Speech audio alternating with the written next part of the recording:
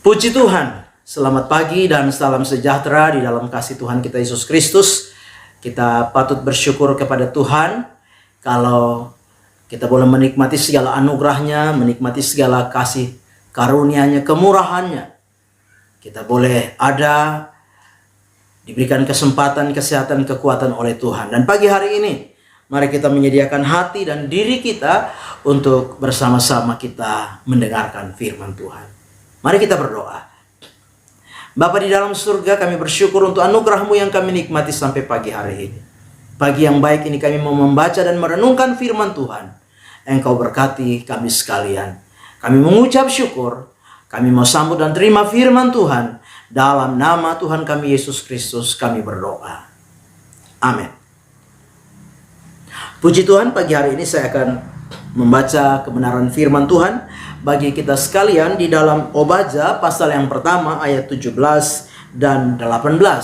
Obadja pasal yang pertama ayat 17 dan 18. Demikian firman Tuhan, tetapi di Gunung Sion akan ada orang-orang yang terluput, dan gunung itu akan menjadi tempat kudus, dan kaum keturunan Yakub akan memiliki pula tanah miliknya. Kaum keturunan Yakub akan menjadi api, dan kaum keturunan Yusuf menjadi nyala api, dan kaum keturunan Esau menjadi tunggul gandum. Mereka akan membakar dan memakan habis sekaliannya. Dan dari kaum keturunan Esau tidak akan seorang pun yang terlepas, sebab Tuhanlah yang berfirman demikian. Puji Tuhan, pagi hari ini tema firman Tuhan yang ingin saya sampaikan kepada kita sekalian yaitu keluputan. Sekali lagi, tema firman Tuhan yang ingin saya sampaikan kepada kita yaitu keluputan. Nah, Bapak Ibu jemaat yang kekasih di dalam Tuhan kita Yesus Kristus, Tuhan adalah Allah yang adil. Di dalam sejarah perjalanan umat Israel, ketika umatnya tidak lagi setia kepada Tuhan, mereka tidak lagi sungguh-sungguh kepada Tuhan, tidak lagi menyembah kepada Tuhan, tidak lagi mendengar suara Tuhan, taat kepada Tuhan, maka Tuhan memakai bangsa-bangsa yang lain. Untuk apa? Untuk menghukum umatnya. Nah, sebagaimana yang kita perhatikan di dalam kitab Obadja ini, Tuhan memakai bangsa Edom untuk apa? Untuk menghajar umat Tuhan, orang-orang Israel yang apa? Yang memberontak kepada Tuhan, yang sudah tidak taat kepada Tuhan. Tuhan memakai bangsa Edom untuk menghukum mereka. Tetapi kalau kita membaca di dalam ayat 17 dan 18 ini, kita melihat bahwa Tuhan pada akhirnya mau memulihkan umatnya kembali. Nah, lewat bagian firman Tuhan pagi hari ini kita akan belajar bersama-sama. Ada beberapa hal yang kiranya menjadi perhatian kita sebagai umat Tuhan. Hal yang pertama yaitu Tuhan menjadi sutradara di dalam sejarah kehidupan manusia. Yang pertama, Tuhan menjadi sutradara di dalam sejarah kehidupan manusia. Bapak Ibu jemaat yang kekasih di dalam Tuhan kita Yesus Kristus, kalau kita memperhatikan bagian firman Tuhan ini, Tuhan memakai bangsa Edom untuk menghukum umat Tuhan, orang-orang Israel. Artinya apa? Tuhan ada di balik daripada sejarah ini. Tuhan memakai bangsa yang tidak mengenal Allah untuk menghukum umatnya karena ketidaktaatan mereka kepada Tuhan. Karena pemberontakan mereka kepada Tuhan, karena mereka tidak sungguh-sungguh lagi kepada Tuhan. Artinya apa? Tuhan yang menjadi sutradara di tengah-tengah kehidupan umatnya. Tuhan menjadi sutradara yang mengatur segala sesuatu yang terjadi di tengah-tengah kehidupan umatnya. Sekalipun mereka mengalami lewat bangsa Edom. Bapak Ibu jemaat yang kekasih di dalam Tuhan kita Yesus Kristus, sebagai orang percaya kita harus mengerti dan menyadari bahwa Tuhan adalah sutradara satu-satunya yang mengatur seluruh langkah kehidupan kita. Di tengah-tengah segala kondisi, di tengah-tengah segala situasi, di tengah-tengah segala keadaan yang terjadi di dalam setiap kehidupan kita, mari sadari bahwa Tuhan ada di atas semuanya. Tuhan yang sedang mengatur segala sesuatu di dalam setiap kehidupan kita. Entah di tengah-tengah keadaan kita yang baik, entah di tengah-tengah keadaan kita yang sedang mengalami pergumulan, entah di tengah-tengah segala keadaan kita yang sedang mengalami kesulitan, tantangan. Ingatlah bahwa Tuhan menjadi sutradara yang sedang mengatur segala sesuatu di dalam setiap kehidupan kita. Sebagai orang-orang percaya, tidak ada satu hal secara kebetulan terjadi di dalam hidup kita.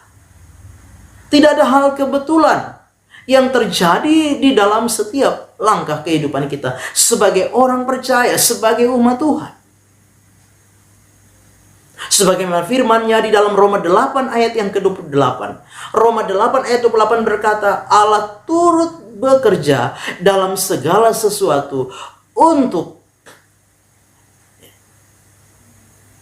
kebaikan bagi mereka yang mengasihi Dia.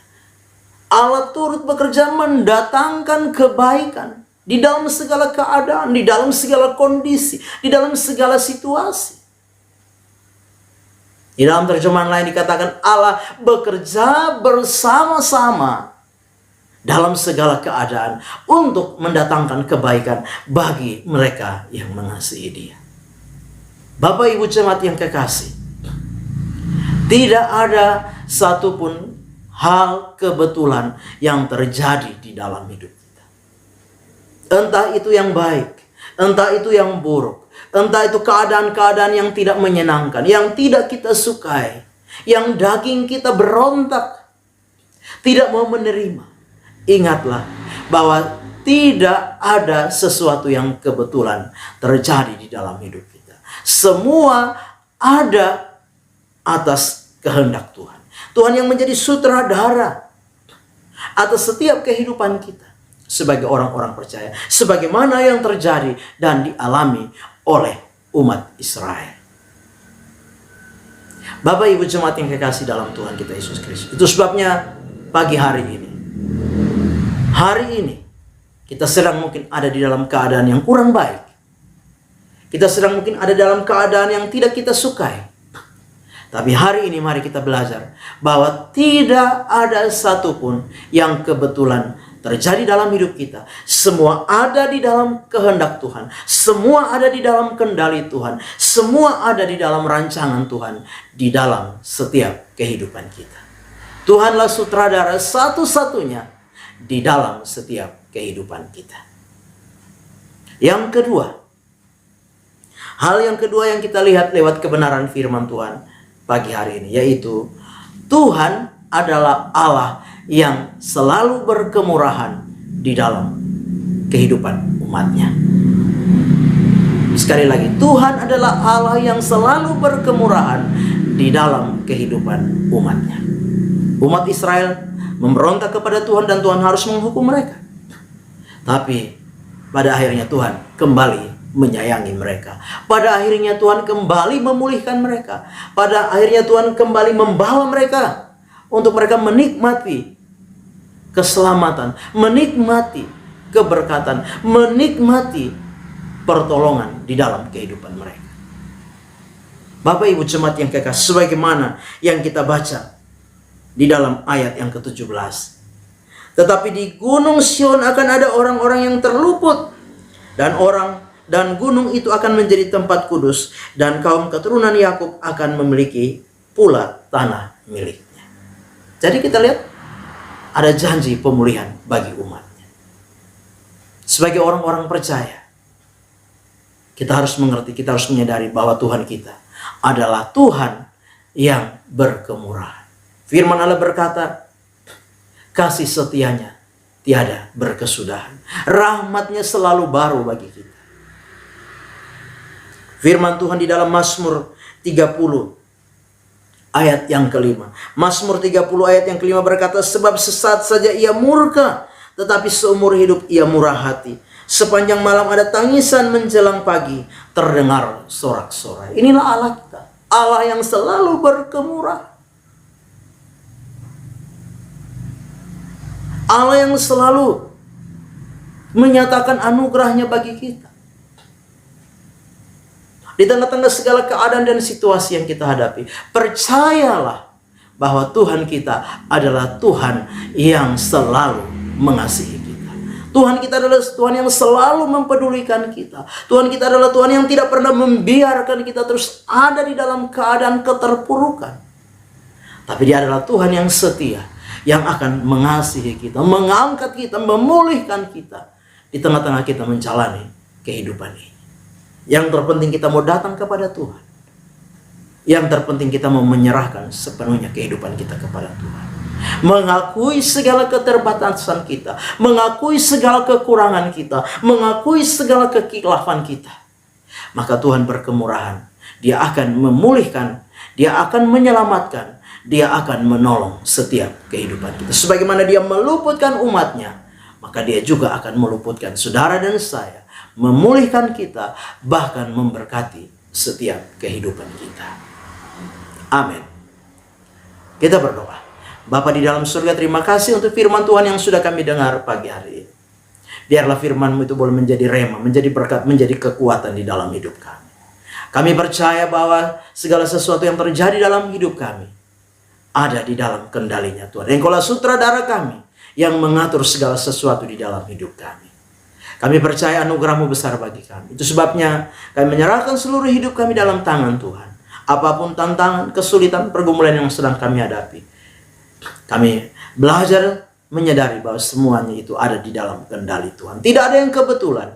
Bahkan Tuhan sanggup untuk menolong dan memulihkan kami. Hidup pribadi kami, keluarga, rumah tangga kami serahkan Tuhan. Tolong Tuhan campur tangan. Dalam segala yang kami upayakan dan kerjakan, Tuhan buat berhasil. Terima kasih Bapa. Kami serahkan seluruh hidup kami sepanjang hari ini dalam tangan Tuhan. Melangkah bersama dengan Tuhan di hari baru ini. Mengucap syukur. Dalam nama Tuhan kami Yesus Kristus kami berdoa. Amin. Selamat pagi. Tuhan Yesus memberkati.